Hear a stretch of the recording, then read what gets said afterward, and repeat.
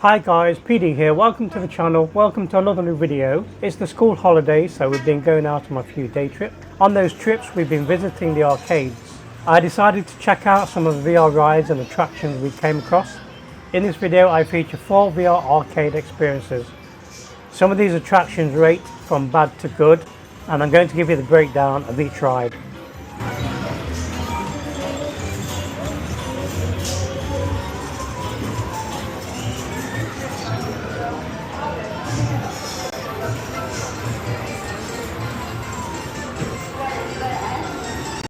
Ride 1 was an attraction called VR Starship. It catered for up to 6 people and cost £3 a time. The ride used a DP-VR headset. I'm not sure of the make, model or brand of this headset. This attraction had a variety of different style of rides. Quite a few rides to choose from, but basically these were mostly just basic VR coaster rides. No interactions, and the graphics were really bad. Unreal Engine graphics that look like they belong on a PS3.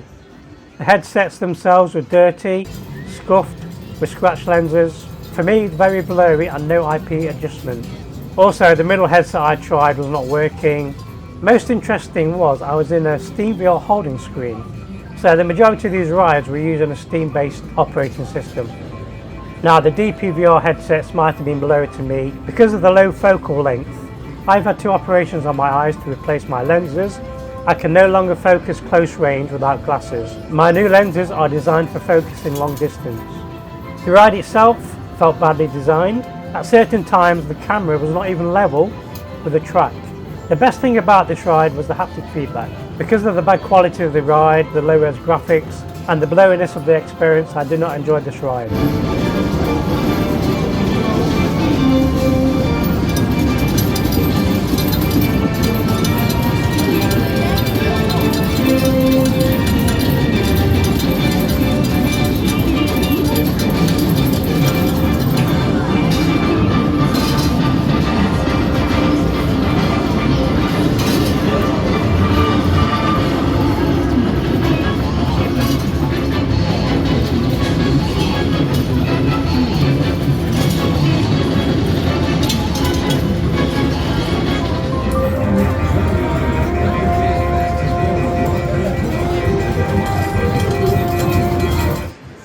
Ride 2 was a bit better. This is VR Super Fighter.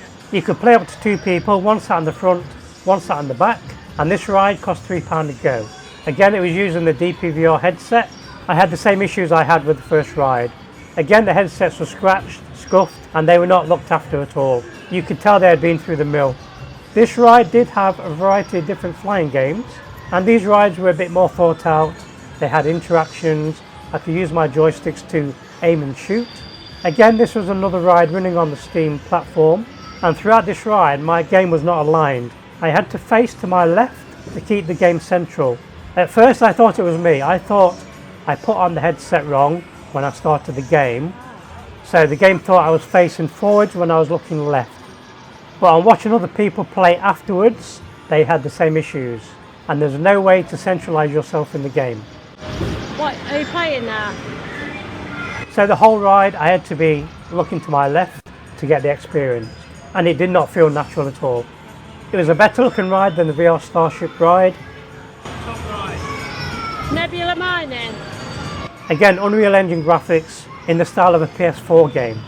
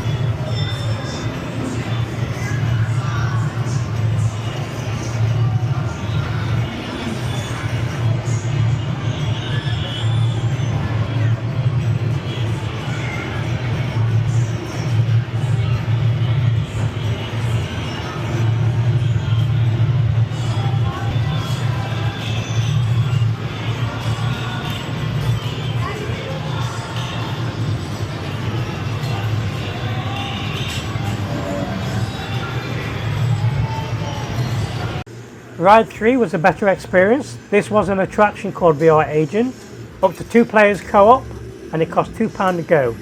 It was a light gun style shooter. The VR headset was attached to the gun itself, and a cool part of the ride was the gun coming down from the docking bay above. I think the VR headset was a Pico, and this was the clearest and sharpest one that we tried. The game was well thought out. It was Unreal Engine PS4 style graphics, and it looked like a fairly new attraction, so the headset was in a better condition than the other rides we tried. But again, the left lens in my left eye was scuffed and slightly blurry. Also, this attraction had no safety features around it, so the general public was just waltzing by, and my wife told me at one point when I spun around I nearly knocked someone out.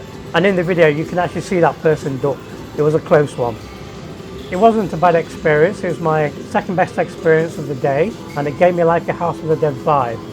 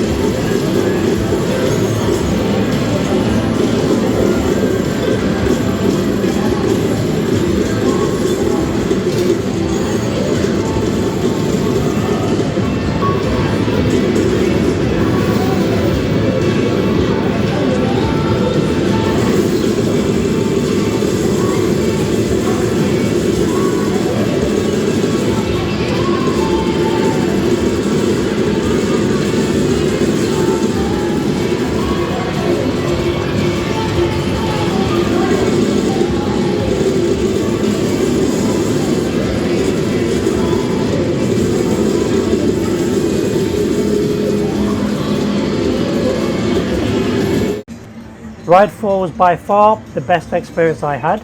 It was an attraction called Overtake VR, and it had that VR style that we're used to if you play games at home. This game had that style that we're used to. There's a build-up, it had a really good story, the racing mechanics were really well done, up to 2 players co-op and £2 a ride. For one of the cheapest rides, this was one of the best rides we tried that day. It was a really thought out ride. You ready? Yeah. A fantastic intro sequence that gave you that sense of scope and scale. It reminded me of the first time I played VR 7 years ago, Eve Valkyrie, the first time you jump into your spaceship. It was fantastic to see the car being built around me by robots. It reminded me of Valve's The Lab experience, where you help the Portal robots from Portal 2 build a lab.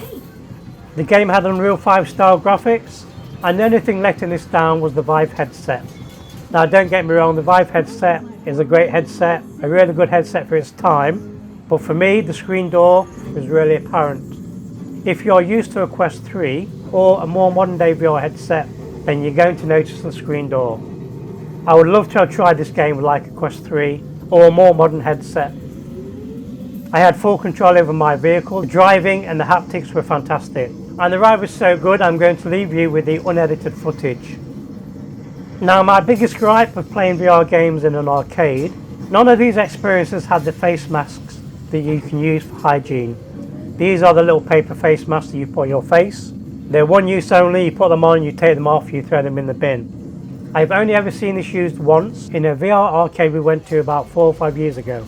There's no hygiene or protection from sweat or germs. After each session, I made sure I wiped my face down with antibacterial wipes and hand gel. A big shout out to my wife, who is becoming a dab hand on knowing how to get the best VR footage. Open brackets, winky face, close brackets. If you've ever experienced a VR headset in the arcades and you've been sat on the fence about VR, is it good enough to try at home? I can 100% confidently tell you, you're going to get a better experience at home.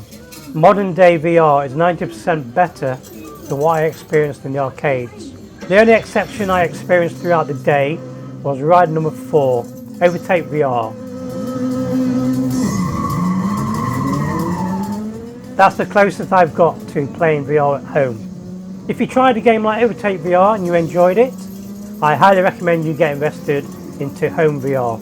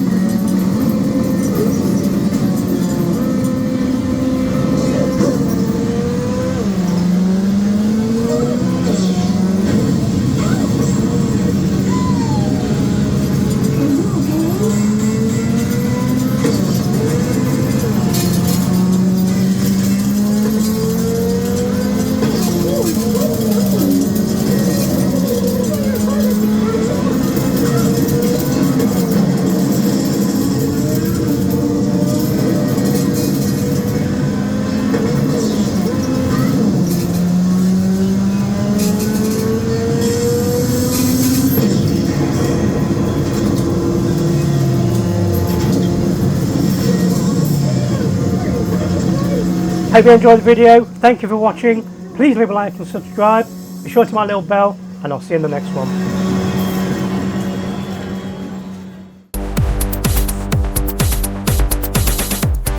I had a glimpse of you, and then you was gone. I searched for you everywhere. Where'd I go wrong?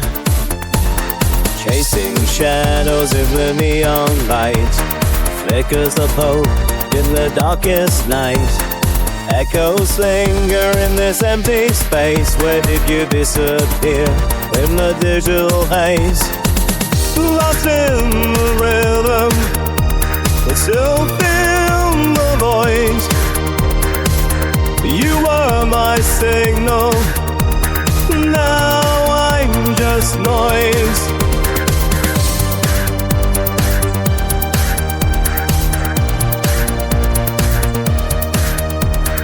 Scrolling through the pages of memories untold. In a world of pixels, your warmth turns cold. Chasing after whispers through the wires and screens.